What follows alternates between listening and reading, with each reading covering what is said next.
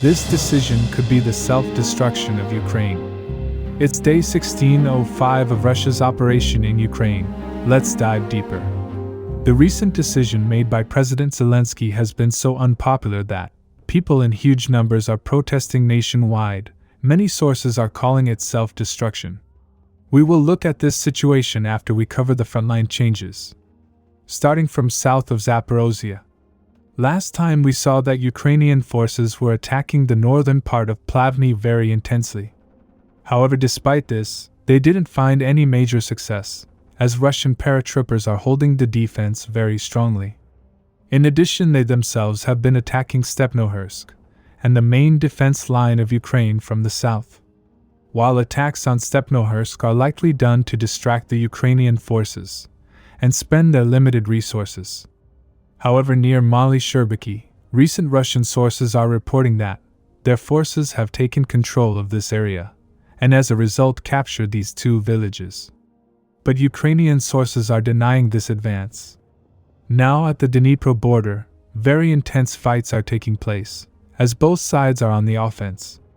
As you know, Ukraine has decided to use their remaining best units to try and push Russian forces from Dnipro Oblast, and signal Western partners that they still have capacity to go on offensive. According to the Russian sources, Ukrainian forces are suffering high losses while performing the attack, but aren't making any meaningful progress. The situation on this front is different from the other front.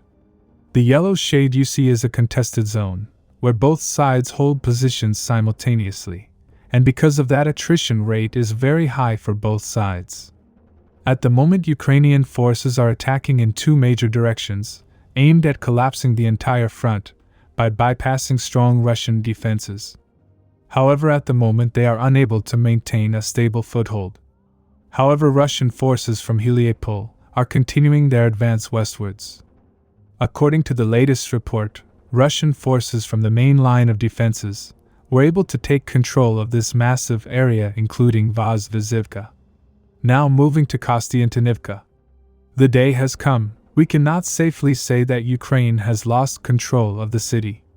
But it might still take Russian forces a couple of days to fully clear the city and announce the complete capture. According to the sources, in the last several days, Russian forces were able to take most of the remaining western part of the city under their control. In addition, they are now clearing the remaining couple of streets and warehouses that are in a gray zone. However, Ukrainian sources still deny the Russian progress within the city. Now moving to the eastern front of the Twin City. In the last couple of days, Russian forces have made several advances. As a result, they have now come very close to Kramatorsk. Here, Russian forces are attacking parallel in 3 axes. In the latest report, it was confirmed that they were able to take control of Tikhanivka and the remaining part of Malyinka. In addition, they have already started attacking Vasyantynsk and Prishomyrivka. At the moment, they are roughly only 5.5 kilometers away from Kramatorsk. Sources expect that the fall of Kostyantynivka will speed up the advance on this axis. Furthermore, a little north, Russian forces are attacking in several directions on this entire front line. Their main goal right now is to level the front, before they advance further towards Slavyansk.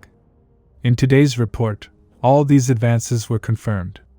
The situation is much more severe than it looks, because a single breakthrough and Russian forces are at the doorstep of one of these cities. But right now Ukraine has a much bigger problem to solve. Many of you may know that a couple of days ago, President Zelensky made the decision to remove Ukrainian Defense Minister Fedorov from his position.